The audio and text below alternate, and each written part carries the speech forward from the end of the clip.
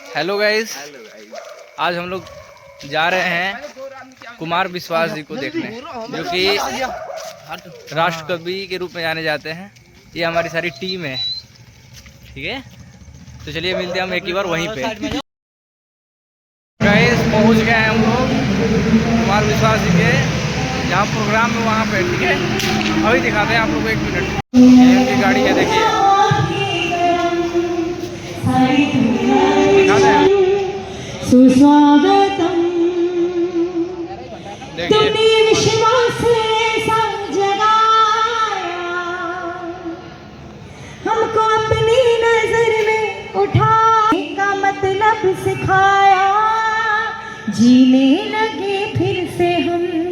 Thank you. और एक मंच खाली कर दें और स्वागत करते हैं विश्वास जी हमारे बीच मौजूद हैं। युग कवि कुमार विश्वास जी, इनका इस्तकबाल खैर मकदम। और तमाम जितने भी मेहमान हैं, आप सभी के लिए एक बार फिर वही बात कहेंगे कि मेहरबानी।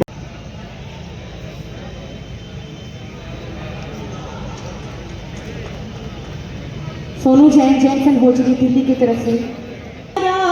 इसने लाखों को तारा, इस महामंत्र का जाप करो, भवजन से मिले किनारा। नमो अरिहंतानम, नमो सिद्धानम, नमो आयर्यानम, नमो उवझायानम, नमो लोहे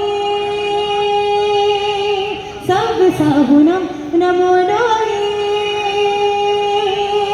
सब साहुनम।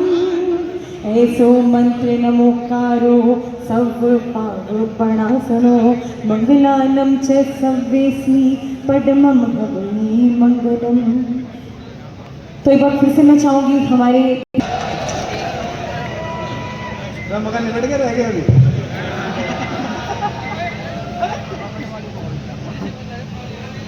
ये बालक किसके छोड़ दिए? ठीक, ना ना भाई, मेरे भाई से लग रहा तू घर में झगड़ा करवा कर लाइव जा रहा है। लोग अब समझ में आई बड़ा क्यों जावा तू हर बार। आपको बहुत बहुत धन्यवाद, प्रणाम। देखो 38 साल हो गए मुझे आते आते, न तुम थक रहे न मैं थक रहा। सबसे अच्छी बात जो आज हुई वो ये हुई, ओए है पेट लेकिन जेबड़ी सी भैंस की डाल के है जो बड़ी एलईडी लग रही है। बैठ जा, हो गया बिना पैसे में इतना ही हुआ है। जो एलईडी लग रही है ये जो कभी आ जाए हैं, इनमें से कई नए हैं, तो उधर से रास्ते से आए तो वो जो कालीन से बिछा हुआ था उसके नीचे लॉन की घास ऊपर नीचे हो रही थी। तो एक कवि यूँ कह रहा था जी इंतजाम ठीक नहीं है। तो मैंने कहा बेटा यहाँ अच्छे वाले में आया, वहाँ आता चौराहे में पता चलता है इंतजाम क्या होगा। हम 38 साल से जो झेल रहे तो एक दिन में इंतजाम ठीक नहीं है।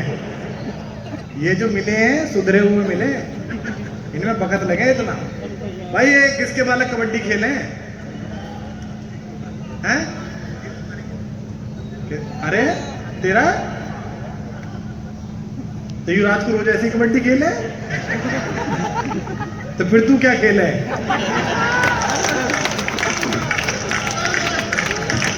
अरे ताली पीटो, क्या कर रहे हो? देखो बहुत अच्छा लग रहा है। सबसे अच्छी बात तो ये है कि दोनों तरफ दक्षिण पंथ वाम पंथ हमारे जैन समाज के महत्वपूर्ण मित्र दिल्ली से, जिनसे हमारा बहुत अच्छा परिचय है। तीनों हमारा बहुत पुराना दोस्त। पहले बुलाता था ये अपने यहाँ, फिर हमने पेमेंट बढ़ा दिया, तो इसलिए सोची ऐसी जगह चलो जहाँ फ्री पड़े। तो बुलाता है नहीं, यहाँ आ जाता है। महिलाएं आई हैं, आप सबको बहुत प्रणाम। पुलिस के अधिकारी आए हैं, आप सबको बहुत प्रणाम। ये बेचारे इसलिए नहीं आ पाते थे कि चौराहे पर 10 बजे के बाद प्रोग्राम होता था और वो आचार संहिता के अनुसार आ नहीं पाते थे। सबसे अच्छी काम तो जैन समाज ने ये किया कि इस कार्यक्रम को चौराहे पे, जहाँ विधिक रूप से सहमति नहीं है, हर साल यही प्रॉब्लम होती थी कि फ़ोन करो लखनऊ, फिर लखनऊ से यहाँ फ़ोन आता था और फिर सहमति मिलती थी। समाज में भी कुछ लोग आपत्ति कर देते थे। अब अच्छा हो गया कि ये अपना 3600 कौम के लोग इस स्कूल में आके बैठ गए, परिसर में आके बैठ गए।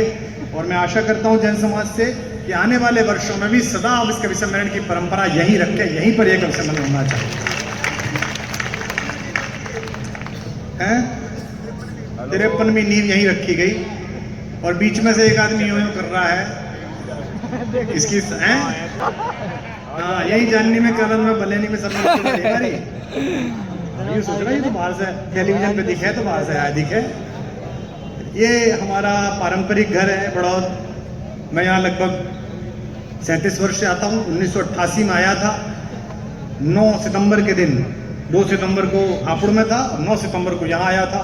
इतने समय हो गए, आज 8 सितंबर है तो 37 वर्ष मुझे हो गए। 37 साल, एक पूरी पीढ़ी बदल गई, एक पूरी जनरेशन बदल गई। और हमारे सामने बड़े पुराने सब परिचित लोग, सब महनीय लोग यहाँ पर बैठे हैं। कि कवि ऐसा चुन के लाता हूँ यहाँ के लिए। मैं टेलीविजन पे भी टीम बनाता हूँ। अभी लंदन जाना है 26 तारीख को, तो उसकी भी टीम बनाई है। नवंबर में न्यूजीलैंड और ऑस्ट्रेलिया जाना है, लेकिन कभी सोचता नहीं किसकी टीम बनानी है। एक अकेला बड़ौत होता है जहाँ के लिए सोच के कवि लेके आता हूँ, ये रिस्क कवि को लेके चलो यहाँ। उसमें रिस्क भी है। ढंग का नहीं लाया मका डॉक्टर जमा को ने क्या लिया और जम गया मका डॉक्टर के बाछड़े लाया आपकी बाहर तक। तो आप लोगों का जो अधिकार है उसके अनुसार चुन के लाने पड़ते हैं।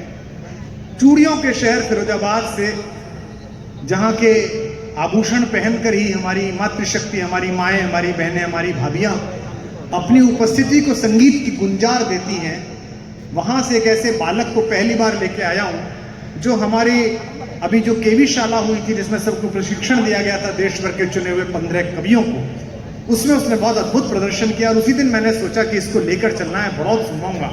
दावा करता हूं जब वो सुनाएगा तो आप झूमेंगे। लेकिन फिलहाल उसकी आमद के लिए, उसके स्वागत के लिए प्रवीण पांडे यहाँ पर है। एक बार जोरदार तालियों से इसको, युवा को आप तालियां दीजिए। उसके ठीक बगल में एक बहुत प्यारा वीर रसकत कवि, जिस पर संतों की बड़ी कृपा है और जिसने जैन समाज की चर्याओं के ऊपर, जैन संतों के तपस्या के ऊपर अभी मुझे सौभाग्य मिला और पहले भी सौभाग्य मिला है कि मैं पूज्य मुनिराज 108 श्री नयन सागर जी महाराज के चरणों में अपने सर रखने का अवसर मिला। ऐसी विश्रांति मन में भर जाती है देख कर ही। चाहे संवाद न कर सके, उनकी मर्यादा है कि संध्या के बाद संवाद नहीं होगा, लेकिन इतनी स्फूर्ति यहाँ अनुभव कर रहा हूँ। मैं गुरुदेव की इस सूक्ष्म उपस्थिति को भी इस परिसर में प्रणाम करता हूँ। एक ऐसा कवि जिसने इस समाज पर बहुत अच्छा लिखा और वीरस बहुत अच्छा लिखा, पीयूष मालवीय प्रयाग से आपके बीच आए। इलाहाबाद से एक बार जोरदार तालियां बजाइए। वो बुंदेलखंड जहाँ का नाम आते हैं वर्षों में, बीच बीच में 5 सालों में यहाँ आते हैं। आगरा से रमेश मुस्कान जी यहाँ पर हैं, आप उन्हें जानते ही हैं। आपकी तालियां उनका स्वागत करेंगे, वो यहाँ पर बैठे हुए हैं। नालंदा बिहार से, जहाँ माता सीता ने जन्म लेकर पृथ्वी को धन्य किया, उसी प्रदेश से भगवान राम की इस उत्तर प्रदेश की भूमि पर मिथिला की नगर से एक बिटिया आई है जो पेशे से अध्यापिका है, आज स्कूल के परिसर में है। और एक छोटे से शिशु की माँ भी उस बच्चे को छोड़कर आई है। उसे भीड़ में जाने का इतना अनुभव भी नहीं है, मन भी नहीं है, लेकिन मेरा मन था कि हमारे क्षेत्र के लोग उसे सुने। वो मंच की एकमात्र कवयित्री है। मैं आशा करता हूँ कि जितनी महिलाएं यहाँ पर हैं, वे विशेष रूप से और आप सब मंच पर अकेली इस बिटिया के लिए इतनी तालियां बजाएंगे, इससे लगे कि राम के नगर में सीता का स्वागत होता है। अल्पना आनंद यहाँ पर है, बहुत प्यारी। आप इसे सुनेंगे तो आप अंदर तक आनंद अनुभव करेंगे। इसके बीच में एक और कवि मुंबई से हमारे बीच आया है, जिसे पहले भी आपने बहुत सराहा था और जनता की भारी मांग पर डबल शो में प्रकट हुआ है। दिनेश बावरा यहाँ पर है, जो मुंबई से हमारे बीच आया है। आपने उसका आकार देख के तालियां कब बजाई। बहुत मेहनती कवि है, मराठी नहीं आती फिर भी वहां जिंदा है। एक बार जोरदार तालियां बजाइए आप। एक और कवि है जिसे आप सब जानते हैं, जिसके वीडियो बहुत वायरल होते हैं, जिसकी टिप्पणियां बहुत वायरल होती हैं। आप सब की तालियां